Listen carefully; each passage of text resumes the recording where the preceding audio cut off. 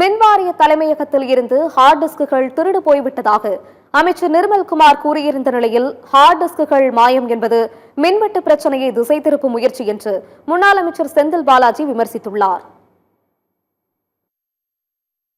பல ஹார்ட் டிஸ்கள் காணாமல் போனதாக போன மாசம் ரிப்போர்ட் செய்யப்பட்டது. அங்க இருக்கிற விஜிலன்ஸ்ல முதல் கட்டமாக அலுவல் ரீதியாக அவங்க எல்லாம் விசாரணை செய்துவிட்டு காவல்துறையிடம் புகார் அளிக்கப்பட்டு இதுவரை காவல்துறை அவங்களுடைய விசாரணையை ஒரு சில பேரை செக்யூர் பண்ணிருக்காங்க. இன்னும் தொடர்ந்து விசாரிச்சுட்டு வராங்க. இன்னும் ஒரு சில பேரை கைது செய்யும் நடவடிக்கையிலும் ஈடுபட்டுருந்தாங்க. சிபிஐலையும் வழக்கு தொடுத்துட்டாங்க. அது அனைத்தும் ஹேண்ட் ஓவர் பண்ணப்பட்டுச்சு. ஸோ நமக்கு நிறைய நடவடிக்கைகளும் ஒரு சில நபர்கள் சஸ்பெண்ட் செய்யப்பட்டாங்க கடந்த மாதம்.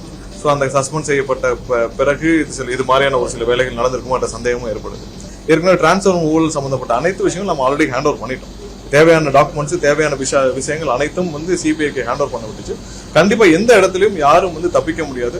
செந்தில் பாலாஜி இந்த காலகட்டத்தில் டிரான்ஸ்ஃபர் முடிச்சு அந்த நேரத்தில் தான் காசி என்ற நபர்கள் எல்லாம் அங்கிருந்து ஆப்ரேட் பண்ணப்பட்டாங்க.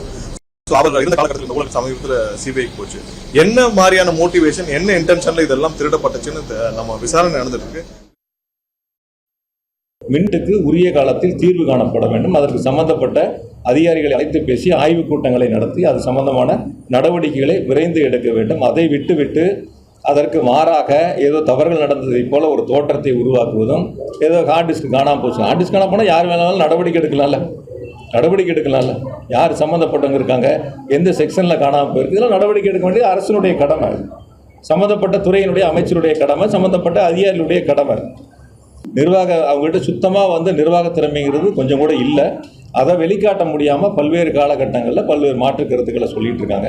சீரமைக்க போகிறோம். முதல்ல மின்வெட்டை சீரமைங்க, அப்புறம் துறைகளை சீரமைக்கலாம். துறைகள்லாம் ஏற்கனவே சீரமைக்கப்பட்டு பல முன்னேற்றங்களை நோக்கி போயிடுச்சு. கடைசி 2 வருஷம் இதில் வருவாயில் தான் இருந்தது மின்வாரியம். அதனால் முதல்ல மின்வெட்டை சீரமைக்கிறத விட்டுட்டு துறைகளை சீரமைக்க போகிறோம்னு சொல்லிட்டு இருக்காரு.